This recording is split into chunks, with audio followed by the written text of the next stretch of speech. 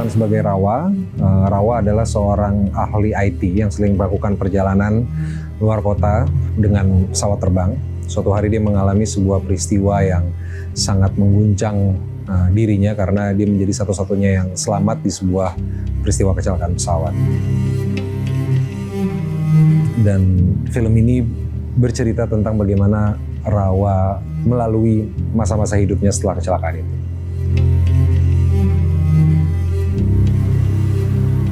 Saya Marsha Timothy, di film Tukar Takdir saya berperan sebagai Dita. Dita itu adalah seorang istri dan juga wanita karir, wanita pekerja.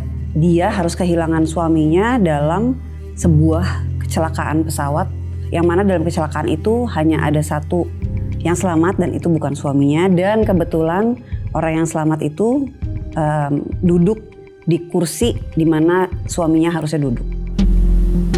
Aku Zara Adisti, berperan sebagai Zahra di film Tukar Takdir. Anak tunggal dari ayah yang seorang pilot dari pesawat JA79, punya ibu yang sangat lembut, anak yang sangat berani dan ekspresif. Dan Zahra ini masih dalam proses pencarian jati diri.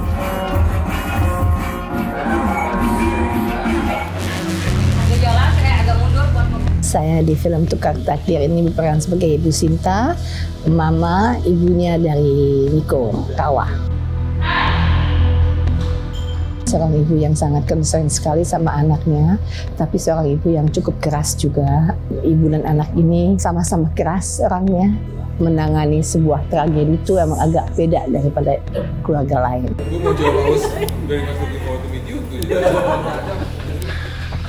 Ya, Raldi adalah seorang pekerja sehari-hari di pemerintahan, dan pesawat merupakan transportasi kedua dia. Jadi dia sering sekali berpindah-pindah daerah. Dia seorang yang penyayang, seorang yang modern lah, seorang modern dan asik.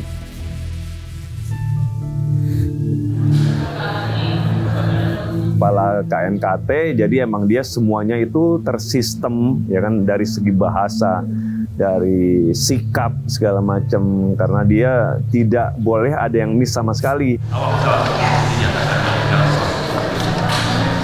Gue orangnya nggak akurat gitu loh, maksudnya nggak seakurat si Purwanto. Nah itulah yang gue pelajarin dari karakter Purwanto gitu loh. Kamu yakin? Nah kamu yakinnya jalan? Oh. Jalan, nyamperin dia. Kamu yakin? Kamu yakin? Kamu yakin? Buka dulu, baru ngambil juga nggak masalah. Oh, gitu. Okay. Yang paling memudahkan aja. Okay. Saya Rosengkono, saya berperan sebagai Dimas, petugas KNKT. Untuk yang datang-datang ke lokasi, ke TKP itu semuanya dilakuin sama Dimas. Hai, nama saya Hana Al-Rashid dan saya berperan sebagai Patricia Tana di Tukar Takdir. Dia adalah seseorang yang datang ke Indonesia untuk ikut menginvestigasi kecelakaan pesawat ini, dan dia dari pihak manufacturernya untuk melihat apa sih yang sebenarnya telah terjadi dengan aircraft ini gitu. Dan karena dia bukan orang Indonesia, dia orang Amerika, dia juga harus menavigasi budaya dan bahasa di sini yang sangat berbeda dengan di Amerika. Halo, saya Devi Permatasari, berperan sebagai Dr. Vita, seorang psikiatri yang mengobati dan juga membimbing proses kesembuhannya Rawa. Peran saya di sini sebagai Pak Muksin. Pak Muksin itu ya kehilangan istri, anak, mantu, dan cucu yang belajar lebih sabar dan sabar.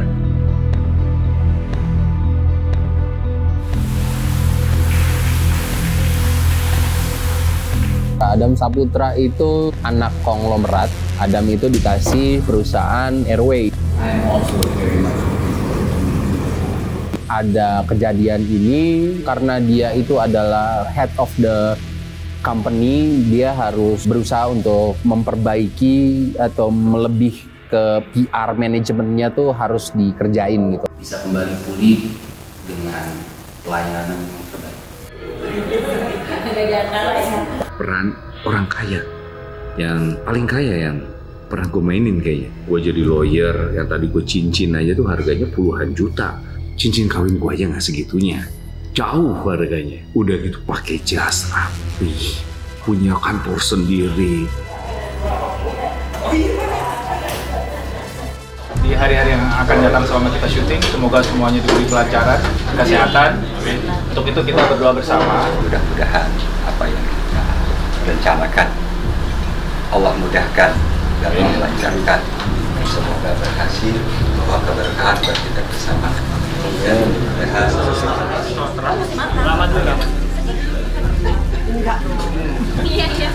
Yang penting semangat.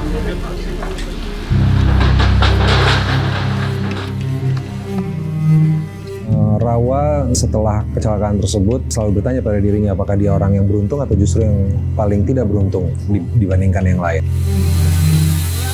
Dia satu-satunya yang harus menanggung duka, luka, dan harus berhadapan dengan begitu banyak orang yang berduka juga. Perasaan bersalah atau survivor's guilt itu menjadi perasaan yang menguasai dirinya terus-menerus.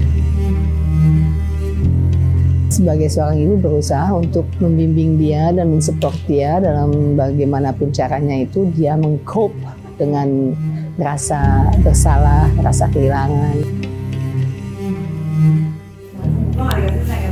Satu-satunya orang yang selamat adalah orang yang beruntung. Tapi kalau buat saya, justru bebannya berat ada di pundaknya Rawa karena dia satu-satunya yang selamat.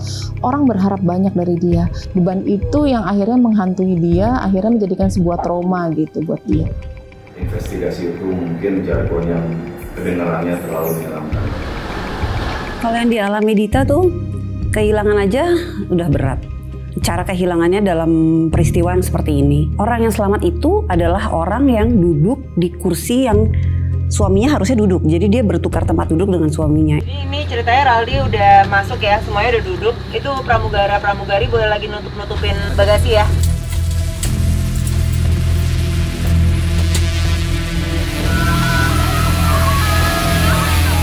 Itu pasti kan banyak banget pertanyaan kenapa. Kapten Dirga sebagai pilot dengan 22. Kehilangan ayahnya itu rasa yang asing buat dia, rasa yang nggak biasa, yang belum pernah dia rasain sebelumnya. Cuman karena dia punya ibu yang sangat lembut, jadi ibunya bertumpu secara emosional ke Zahra, makanya dia menjadi kuat untuk ibunya. Aku pikir ini adalah sebuah pengalaman syuting dengan konsep cerita dan penggarapan yang berbeda lagi dari yang sebelum-sebelumnya pernah saya kerjakan. Yang detail ya rata-rata engine, cuma ini kita lihat surface juga, lampu, ya, engine, ya, engine ya. Surface juga ada sobek atau enggak gitu. Terus masuk ke sini.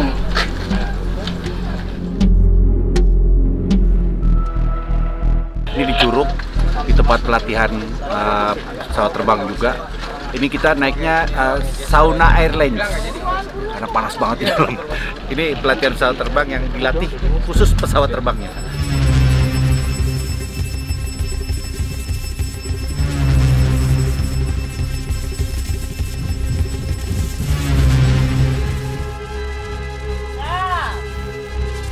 Kalau aku bisa dibilang sama Mas Rawa itu punya trauma bonding kali ya, punya perasaan tidak biasa yang sama. Makanya dia bisa klik, bisa ngobrol banyak, dan berlanjut gitu. Berinteraksi dengan Rawa di awal itu mungkin lebih ke marah. Kok lo sih yang di sini gitu? Kalau misalnya ditemukan di 38.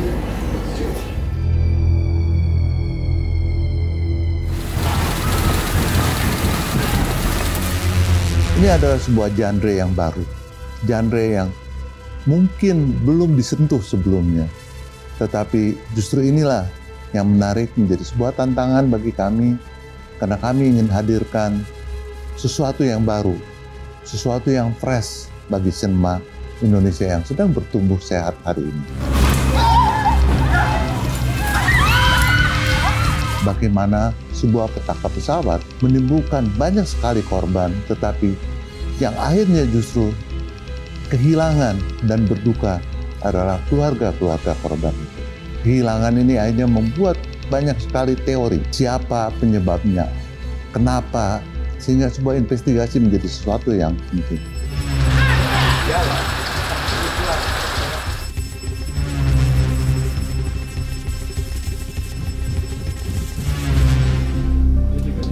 Oke, ambil satu, ini cukup nih.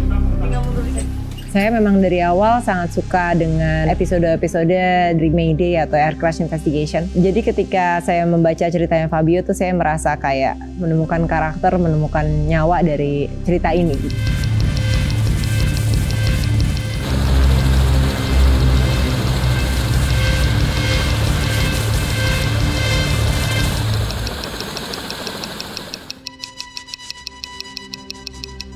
Lewat cerpen Diulang Sayang itu sebetulnya selain bermain-main dengan takdir, juga ingin mengeksplorasi perasaan bersalah saat menjadi survivor.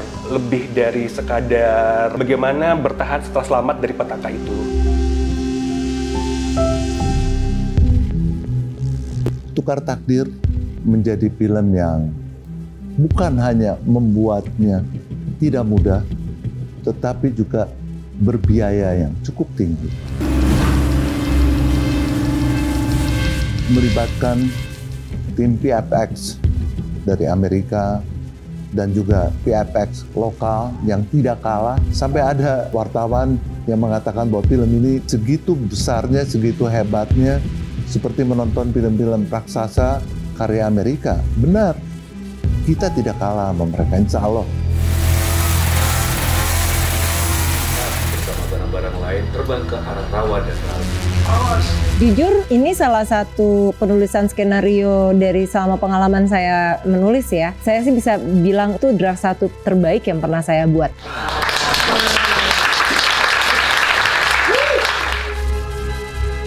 Ya karena saya tidak pernah mengalami hal tersebut, tentu imajinasi menjadi bagian yang penting dalam pencarian karakter dan juga referensi pribadi misalnya tentang duka. Karena saya yakin setiap orang pernah merasakan atau akan merasakan duka. Menerjemahkan perasaan-perasaan itu juga menjadi bagian cara saya untuk mendalami karakter Rawa. Dari yang bisa kami dengar di Voice Cockpit Recorder, syuting film Tukar Takdir ini jujur gue dapat pengalaman yang sangat luar biasa ya sama Roy. Gue ketemu sendiri sama kepala KPKT di sana dan gimana caranya kalau mereka investigasi, interview orang segala macam. Itu yang gue ambil dari mereka gitu. Akhirnya gue pelajarin dan gue dalemin dan itu gue bawa ke Purwanto di film Tukar Takdir ini. Tidak perlu, Bu. Tujuan utama kita tetap kuliah masalah. Saya nonton referensi film, bagaimana cara dokter itu meletakkan stetoskopnya, bagaimana dengan caranya dia berbicara, itu banyak saya pelajari gitu. Saya membaca skenario itu udah pasti kan, tidak panik menghadapi situasi kejadian kehilangan keluarganya. Jadi saya mencari itunya dulu, baru saya benarkan di sini. Karena Dimas ini kerjanya di lapangan, jadi di setiap scene-scene yang mahal dan susah ini Dimas selalu ada. Jadi Dimas harus belajar kayak rappling, lebih ke fisik.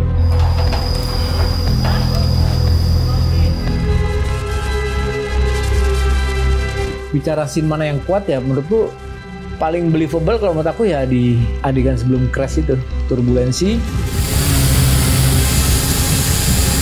Kemudian di hanggar yang mulai dia, yang reka ulang itu, kita harus ngebayangin moodnya yang terjadi di sana. Jadi kamera worknya, kamera movementnya, apa segala macam, harus ada beberapa titik yang memang kita harus enhance.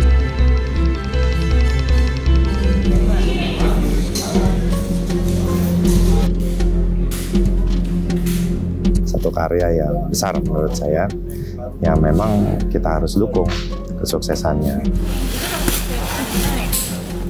Nggak gampang gitu, jadi perlu keseriusan, terus komitmen kita semua sebagai aktor untuk kita bisa mensukseskan film ini.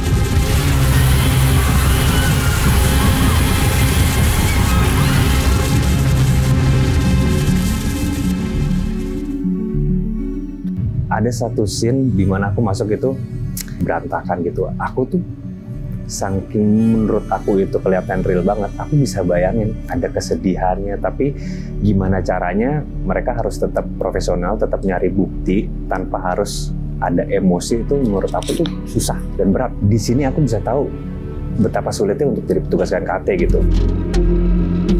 Di film ini banyak sekali saya bertemu dengan aktor-aktor hebat yang baru pertama kali saya bekerja. Ada Marsha Timothy, ada Zara Adisti, Meriam Melina. mereka memiliki semangat dan komitmen yang sangat luar biasa tinggi dalam dunia keaktoran. Saya sangat-sangat beruntung bisa bekerja sama dengan mereka. Aku pertama kali tahu akan main sama Kak Niko aja, aku udah kepikiran tuh sampai hari syuting gitu. Kira akan kayak, ih galak nggak ya gitu. Tapi ternyata Kak Niko orang yang sangat menyenangkan, sangat santai. Banyak bikin aku belajar juga. Dengan karakter yang seperti ini gitu, jadi sangat excited gitu. Setiap hari kayak looking forward untuk scene-nya akan kayak apa ya dibuatnya hari ini gitu. Dari flashback mau balik lagi.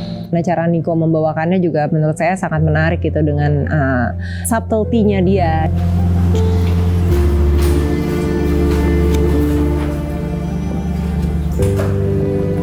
Marsha membawakan Dita dengan sangat fierce ya, dengan passion dan sebuah presisi gitu yang adalah Marsha Timothy. Dan sedangkan Zara juga, menurut aku Zara tuh benar-benar membuat karakter itu hidup dan menjadi sangat lovable gitu. Nggak berasa syuting film Indonesia sejujurnya, karena semuanya hal yang baru. Set-setnya tuh nggak biasa. Jujur sangat menikmati sih proses syutingnya. Biarpun ini film terasa berat, tapi ngejalaninnya seru banget. Nanti sudah rilis buat. Jangan kapok ya, ajak lagi ya. Iya dong. Foto dong, Mbak. Yuk, foto yuk.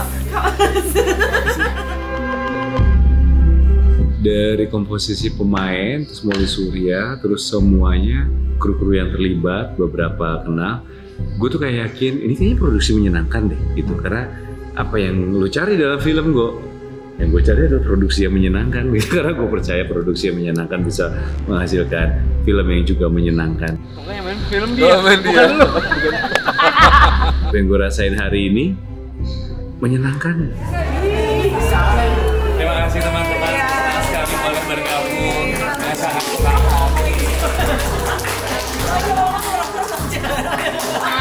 kasih buat tinggal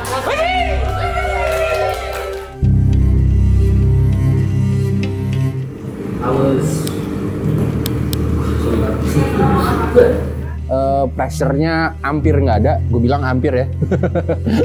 Ada sih pressure-nya, tapi menyenangkan. Yang ngomong justru gue dan kamu sama gue ya.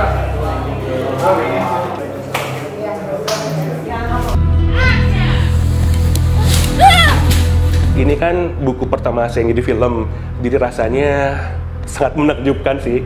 Lihat dari sebuah cerita imajinasi yang dikembangkan oleh Molly Surya dan kemudian dihidupkan oleh Nicholas Saputra, Marsha Timothy, Zara Adisti, dan teman-teman aktor lainnya. Sangat wow buat saya. Film ini memiliki technical difficulties yang sangat tinggi, memiliki pendekatan secara teknis yang cukup membuat kita harus lebih fokus sih akhirnya, karena kita sangat bergantung pada teknologi, bergantung kepada sistem, jadwal, dan lain-lain.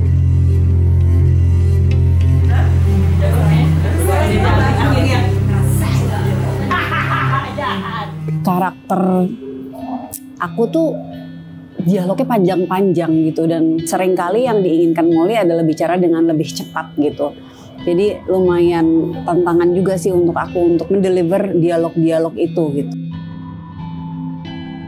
Pukul 17.30, pesawat JA79 tinggal landas dari Bandara Mutiara Sis Al-Jufri. Benar-benar bahasanya tersistem yang tidak pernah gue gunakan sehari-hari, dan itu terus terang sempat menjadi kendala bagi gue karena gue sempat mencari-cari bahasanya itu yang nyaman bagi gue. Alhasil gue tidak bisa membawakannya dengan baik gitu loh, dengan apa yang sesuai Molly mau gitu.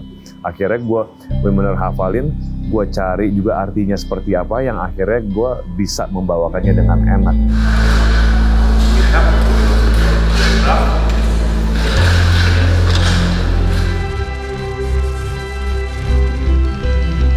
Itu menarik banget sih untuk melihat set reka ulang, karena memang karakter saya memang linknya kepada investigasi kan gitu. di hangar besar, melihat cara di setup-nya. Ada rasa yang agak berat sih sebenarnya menghadapi adegan-adegan kayak gitu, karena kita tahu bahwa itu memang terjadi in real life.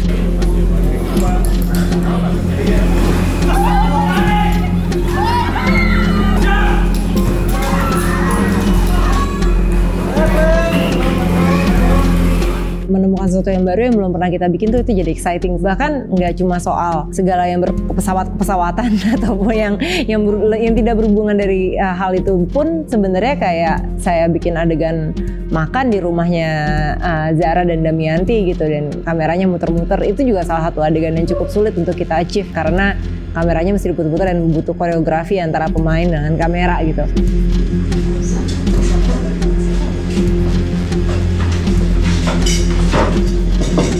Ini kan harus kita jaga banget nih, continuity mood gitu, dari emosinya, dari looknya, itu yang menurut aku juga salah satu yang harus diperhatikan gitu. Gitu ya. Yuk.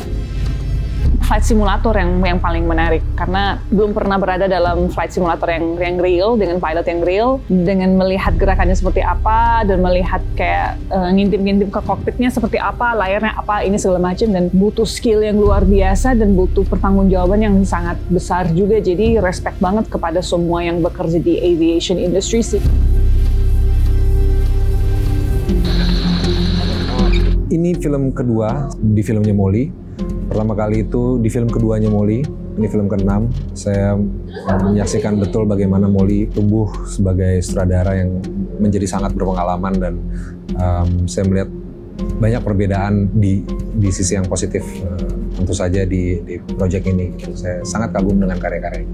Serius, tapi dia tuh selalu bisa membuat suasana tuh santai gitu ke pemain gitu, cara dia berkomunikasi, menjelaskan emosi di setiap adegan gitu. Itu pertama kali ada sesuatu. Mbak Molly itu clear banget kalau ngasih arahan dan nggak pernah bikin aku ada pertanyaan lagi. Jadi maininnya tuh enak banget. Molly itu adalah seorang sutradara perempuan yang menurut saya sangat detail. Dia betul-betul sangat tertata dan she really know what she wants gitu. Pilihan sutradara yang ternyata menurut saya sih memang nyambung banget dengan konsep takdir yang saya tulis ini. Langsung maksudnya covering. Aku sih sangat terkesan banget ya, very hard worker banget. She's awesome banget buat aku ngelihatnya. Wow, okay. She's someone that I can relate to, and also jangan bilang aku bisa kagumin. Cara bekerjanya Mbak Mol tuh memang selalu punya keajaiban-keajaiban di lapangan yang akan dia keluarkan pada saat di syuting baru. Sudah paham maunya dia apa, begitu pula dia. Jadi koordinasinya sudah asik lah.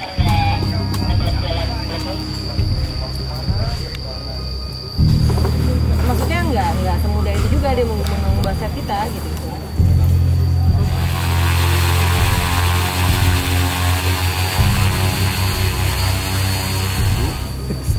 Salam mau dari mana gitu?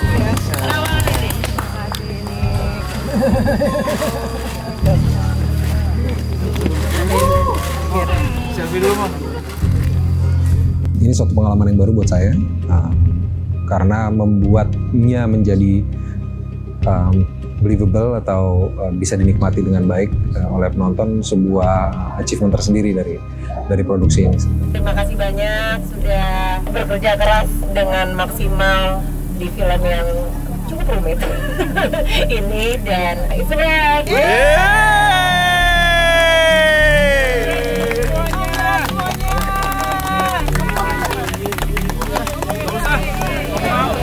Terima kasih. Terima kasih. Ini film tentang orang-orang yang mencoba mencari kembali harapan. Film untuk menyembuhkan orang-orang yang mungkin merasa kehilangan, merasa sendiri. Film ini untuk menguatkan kita semua. Film ini adalah tentang hope, harapan. for everything, for everyone. Kita harus terus berempati kepada proses orang sembuh atau pulih sih sebenarnya. Kalau aku lihatnya gitu. Ini sesuatu yang baru dan menurut aku Mbak Molly dan Star Vision sangat berani untuk bikin film seperti ini. Saya harap semua penonton yang nonton film ini, mereka juga bisa berbagi duka bersama kami, berbagi duka bersama filmnya, dan merasakan harapan bersama filmnya juga. Yang digarap begitu sempurna oleh Molly dengan seluruh tim yang sangat berdedikasi dan assemble cast yang juga luar biasa. Dengan bangga, saya mempersembahkan Tukar Takdir di bioskop-bioskop kesayangan Anda. Jangan lupa saksikan film Tukar Takdir. Tukar Takdir. Film Tukar Takdir. Jangan lupa saksikan film Tukar Takdir. Film Tukar Takdir. Film Tukar Takdir. Jangan lupa saksikan film Tukar Takdir 2025 di bioskop-bioskop kesayangan Anda.